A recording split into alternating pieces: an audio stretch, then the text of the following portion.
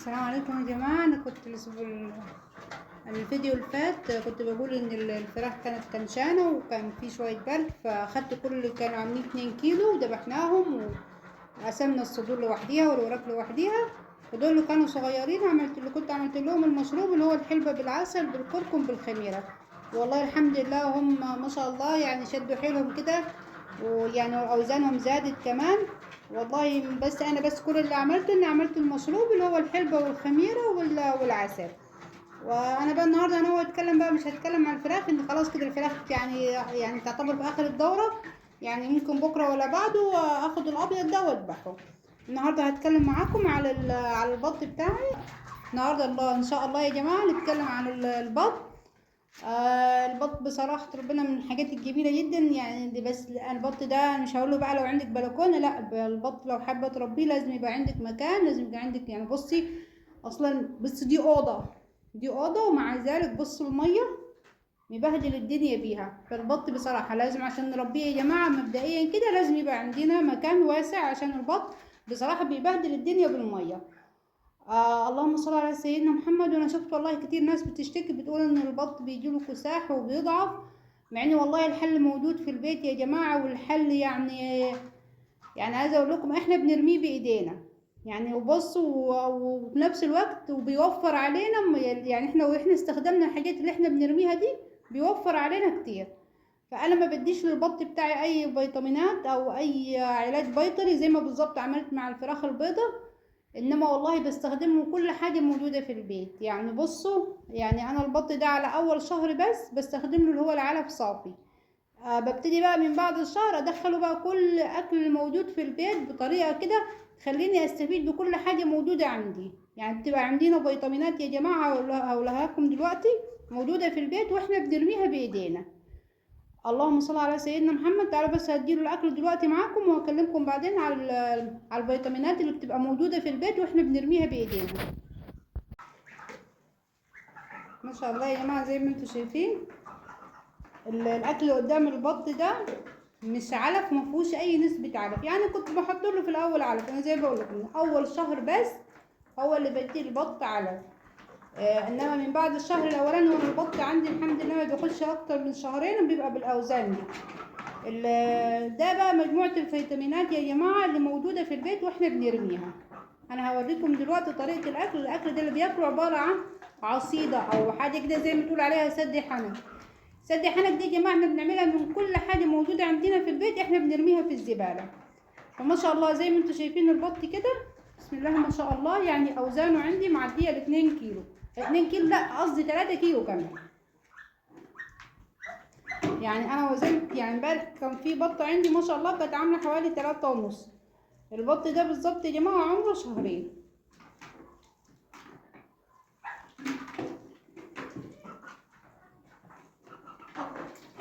والاكل اللي بياكله ده بصراحه بيكبره وبيخلي طعمه حلو قوي كمان. تعالوا بقى اوريكم ايه الاكل اللي هو بياكله ده.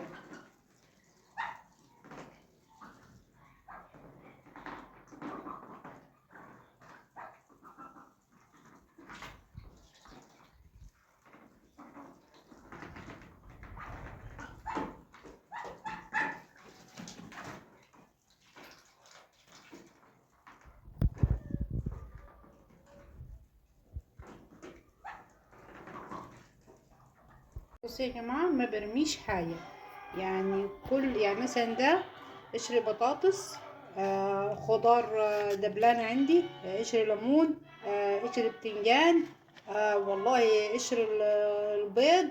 يعني بصوا طبعا معروف ان اصلا فايدة الثمرة بتبقى في فايدة الثمرة بتبقى في القشرة بتاعتها.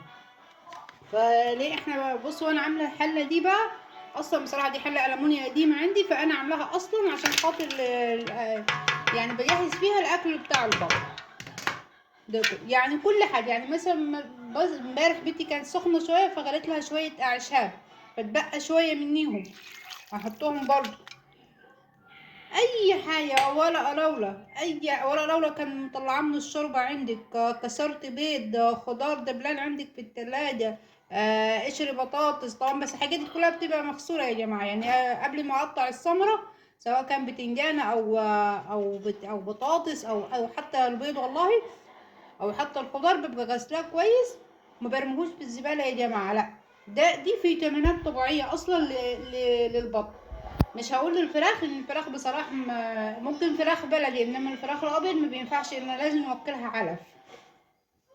انما انما قشر البط، اسفه، قشر الخضار ده ما نرموهوش يا جماعه. لو احنا بنربي بط، عندي مثلا غليت شويه لبن والحله عايزه اشطفها، يعني قبل ما اشطف الحله وارميها في الحوض، الميه بتاعتها بحطها في الحله دي برضو. يعني دي الحله دي انا مخصصاها لايه؟ اني بعمل بيها اكل البط.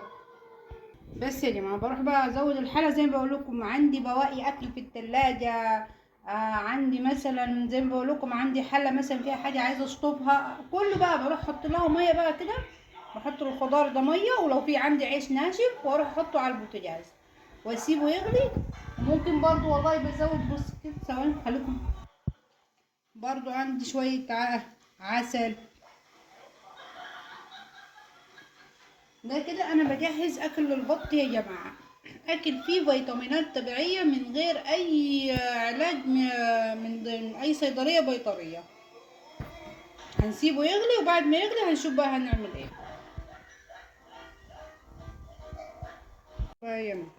اغطي عليه واسيبه يغلي بالطريقه دي. بصوا يعني متخيلين كل الفيتامينات اللي في قشر البطاطس او البتنجان او البصل او الخضره بتنزل في الميه دي. يعني بصوا لو واخدين بالكم كمان، في شوية عدس، يعني أنا عندي عدس في البرطمان، ابني كبه في الأرض، أو كب شوية منه، حطيتهم برضو في نفس الحلة. يعني بصوا يا جماعة، يعني ده الحلو بقى اللي احنا بنستفيد بكل حاجة في البيت، مفيش حاجة بتترمي. عندي طبق طبيخ بايت في التلاجة بس مش هيتاكل تاني، برضو بحطه يغلي في الحلة دي. والله دي الميزه بقى، اللي انا كل حاجه بستفيد بيها، وبنفس الوقت ما بضطرش اني اشتري اي ادويه بيطريه من بره. كده انا بعمل فيتامين طبيعي للبط بتاعي. والله يا جماعه، واللي بياكل من البط بتاعي يعني فعلا بيقول ان طعمه يختلف. يعني انا ببيع منه بصراحه، ففعلا يعني طبعا اكيد يعني تخيلوا حاجه بتاكل خضار ولا حاجه بتاكل ادويه وكيماويات، اكيد طبعا اللي بياكل خضار بيبقى طعمه احلى يعني.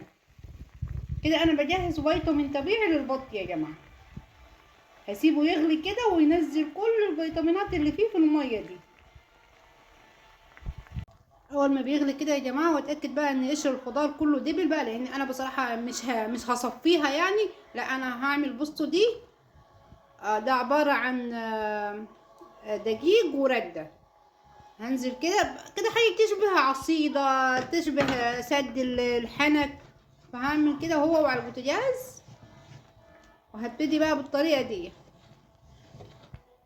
والله يا جماعه عايزه اقول لكم ان هو يعني بالطريقه دي الطير بقى نفسه بتتفتح. طبعا انا عايزه اقول لكم ان ريحه الخضار وريحه الخضره، يعني في هنا في شبت، في كزبره، في جرجير، في بصل، في ليمون، في قشر بيض. يعني الريحه كاني بقى بطبخ اكل لينا احنا. هعمل له كده زي عصيده يا جماعه، وبعد ما تبرد بقى لو عندي علف بزود له ايه، ادي كوبايه علف. والله ما عنديش علف خلاص هو بياكله على كده، وبيبقى مش ناقصه اي حاجه.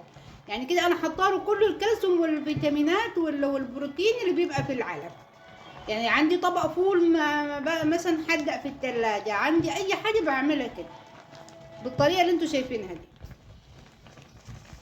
يعني حاجه كده زي عصيده او سد حنك يعني. الوجبه دي يا جماعه صراحه بتكفيه، مش بديها له مره واحده. الوجبه دي ممكن اديها له في الصبح وبالليل، يعني بعملها مره واحده في اليوم بس. بصوا يا جماعه كده خلاص اهو الاكل خلاص جاهز معانا بتاع البطه، وجبه البط يعني.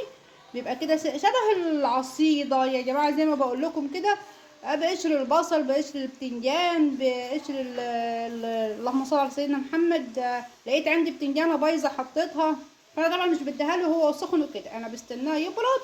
يعني ممكن الوجبه دي اجهزها له الصبح، اديها له على اخر النهار، او اجهزها من بالليل افطره بيها الصبح. وطبعا بعد ما يبرد يا جماعه لو عندي علف بحط قد كوبايه علف. يعني مفيش شهرين والبط عندي بسم الله ما شاء الله بيزيد، يعني بيبقى عادي حاجه كده تعدي ال3 كيلو. فجربوا يا جماعة اللي انتوا تستفيدوا بكل حاجة في البيت، وحاولوا تخففوا الأدوية البيطرية عشان طعم الحاجة اللي احنا بناكلها يبقى حلو.